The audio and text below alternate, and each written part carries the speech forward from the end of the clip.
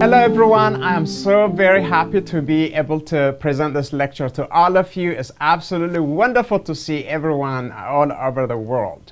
My name is Mihretu Guta, and I teach philosophy at Biola University, Addis Ababa University, and also the Pacific University. Today I'm going to talk about the identity theory of mind. In talking about this notion, it's always important to get the notion of identity itself right. So if we don't really get that concept right, then it will be very, very difficult for us to be able to have grip on what the theory of identity is all about. So that we have two notions of identity. Philosophers talk about identity in two main ways. Well, I understand that identity is all over the place. People talk about political identity, social identity, identity as it relates to family, and so on and so forth.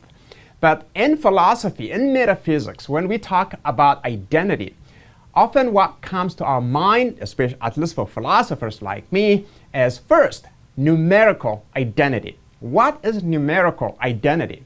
Here's an example. X is identical to Y. So you can understand X and Y as variables. You can kind of replace them by anything you want. You can replace them by any proposition or a statement, or you can replace them by, let's say, your own names or something like that. When we say that X is identical to Y in a numerical sense, what we're really talking about is we are talking about one single object. That means that X is the same thing as Y. So every time we talk about identity in its numerical sense, what should come to our mind is exactly one object. It does not matter how we happen to describe those items, but we are simply talking about one single object. So that is numerical identity. There's a second kind of identity called qualitative identity. Qualitative identity can be described as follows. Consider X is an object and Y is another object. If I say in a qualitative identity sense, X is identical to Y, I'm not talking about one single object. I'm talking about two distinct objects that are completely agree in their properties. For example, they might have exactly similar size, exactly similar shape, exactly similar color. So when you look at those objects, you're really looking at two objects, but one-to-one you match all of their properties together. So numerical identity, one object. Qualitative identity, exactly similar objects. But they are not single objects. You might wonder, why should we actually bother about this issue? The reason why we need to make numerical identity and qualitative identity clear in our mind is because those concepts are very, very important when it comes to the debate between, for example, people who defend what we call substance dualism or dualism of some sort, and physicalism, type identity physicalism or other versions of physicalism. Here in my lecture, I'm not going to survey all kinds of different diverse versions of physicalism or dualism. I'm just going to simply talk about historically extremely important kind of dualism that really kind of became a poster child for all other subsequent controversies and debates with respect to, let's say, human nature. So there are two notions of dualism. Of course, there are so many versions, but I'm just going to kind of pick on two of the most important ones for the purpose of this talk.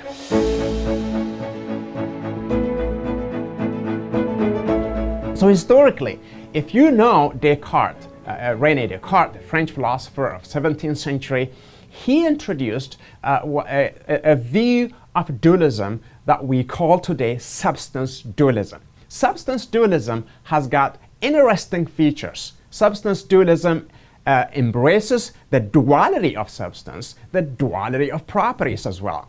For example, Substance dualism says that there is a material or physical substance, such as the physical body that we have, or part of our body, such as the brain.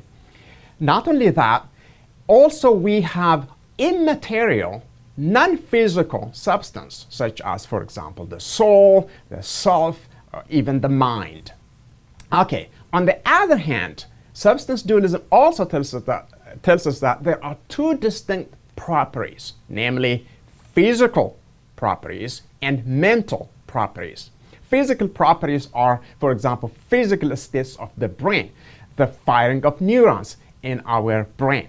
We do also have mental states. These mental states are said to be non-physical. They do not take up the space, for example. They do not extend in space like physical objects, like a table or a chair, or your own physical body, or a car, or something like that. So the key point here is that when it comes to substance dualism, we need to keep in our mind there are two distinct substances and two distinct properties. Well, not only that, let's look at the second kind of dualism. This version of dualism is called property dualism. Property dualism takes two important things into account. First, there are distinct properties, but there's only one physical substance. So the bearer of those distinct properties is one single physical substance, such as the body taken as a whole, or part of the body taken, such as the brain. These distinct properties are physical, the properties of the brain, and mental or psychological. Both physical properties and mental or psychological properties are being born by the same physical substance. The key point here, psychological properties are irreducible to physical properties, hence property dualism. So it's important to keep substance dualism and property dualism distinct. Substance dualism embraces two kinds of substances, material and immaterial. Property dualism completely gets rid of one of those substances, such as the non-physical substance, but embraces the distinction between physical properties and mental properties, but we cannot reduce psychological properties to physical properties. Okay, now you might wonder, why is this important? Why is it important for us to understand the distinction between numerical identity and qualitative identity? Why is it important for us to understand the distinction between substance dualism and property dualism? You might say, that's a very good question. So when it comes to identity theory of mind, one way to look about identity theory of mind is it's literally a reaction against the kind of dualism that I just explained, especially substance dualism. Substance dualism is saying that we do have, two distinct substances and two distinct properties, mental and physical. When it comes to substance, the same thing, mental substance and physical substance. So identity theory of mind is really telling us the exact opposite of that. So if you have mental properties for identity theory or for defenders of identity theory, well, we're really not talking about two distinct properties. Mental properties are identical to physical properties. So you can take mental properties such as painfulness, feeling the pain, or headache. That is the same thing as neurons firing inside your brain. C-fiber firing, philosophers say. But in what sense are we really kind of referring to identity at this point? Well, the sense of identity that we're talking about here, you might guess now, numerical identity.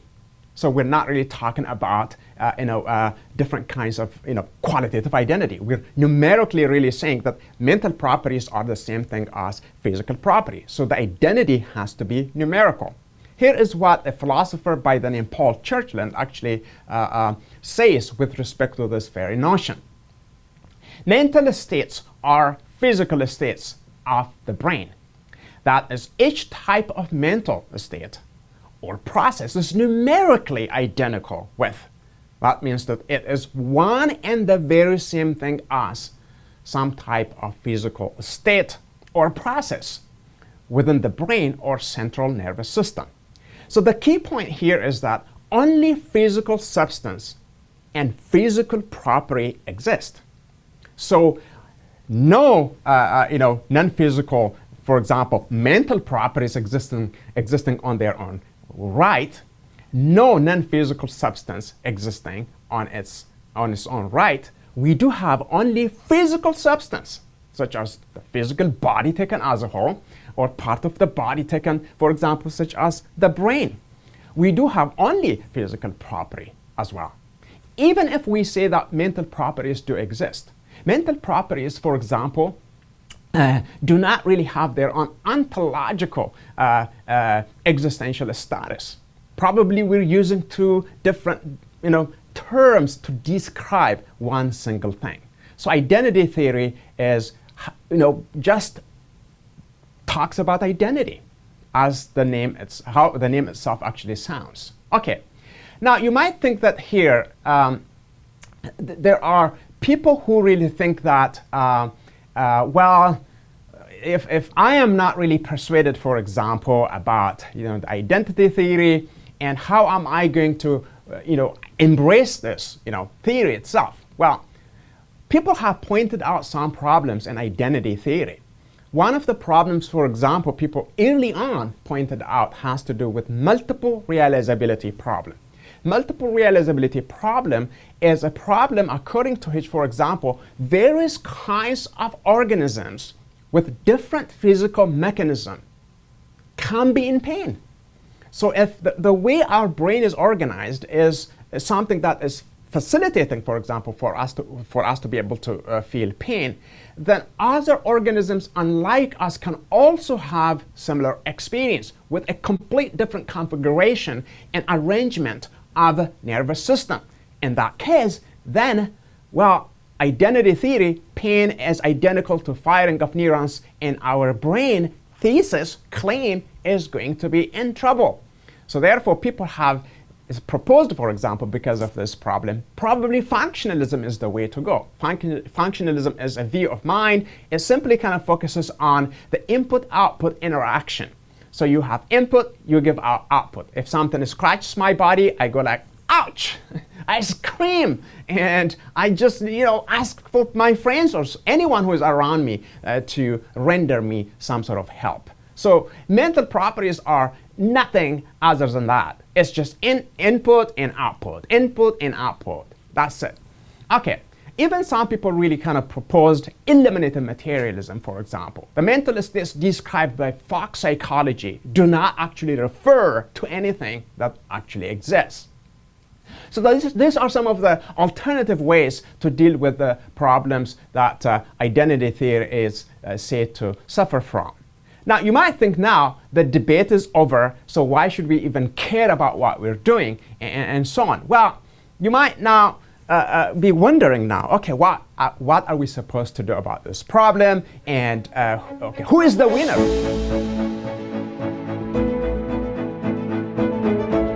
How can we actually bring these diverse ways of looking at human nature to have some sort of common platform?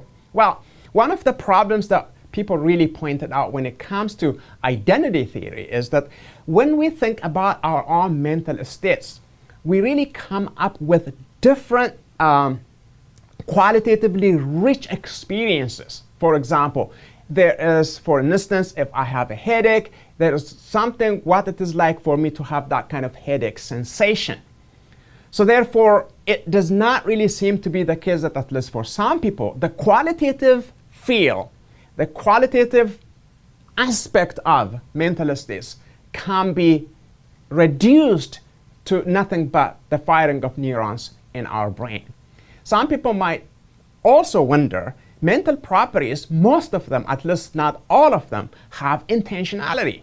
Intentionality is the concept of offness or aboutness. So we can direct our thoughts at a certain object. For example, I can think about London. I can think about, I don't know, Washington, D.C. So when I think about Washington, D.C. or London, I am having London as an object of my thought. I can direct my thoughts at London. So London now becomes an object of my thought.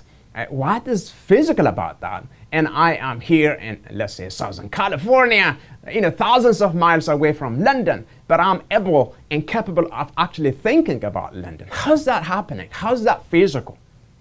Okay, mental states are said to be owned by first-person sentient subject or subjects. I do have first-person access to my own mental states. I can introspect my own mental states, and I cannot do the same thing to my physical, for example, neurons that are firing and chemical signals in my brain, all kinds of neurotransmitters and so forth. I cannot really have access to those things, but I do have access to my own inner thoughts. So therefore, some people really say mental states by their very nature resist any kind of elimination or reduction, and they resist that because we do have first-person access to some of these features that mental states actually have. So therefore, you might be wondering now, is this debate a debate that can be put to rest at some point in the future? I am so sorry to break this bad news. I cannot guarantee that. I cannot give you that promise. I think this debate or debates are going to take place for a foreseeable future. And I think people have different intuitions about what it means to be a human being. These intuitions probably might not converge anytime soon. Probably they might not converge. These are debates that have been happening since the time of Plato, even before Plato. You can go all the way to pre-Socratic philosophers. And still we're debating. Still we're debating after over 2,000 years. Probably we will keep on debating about these issues. But the bottom line is, it's fun to think about these issues, it's fun to debate about these issues, and intellectually challenge ourselves. Thank you so very much for your attention. I hope you will do very, very well in your endeavors, and I wish you all the very best. And thank you so very much.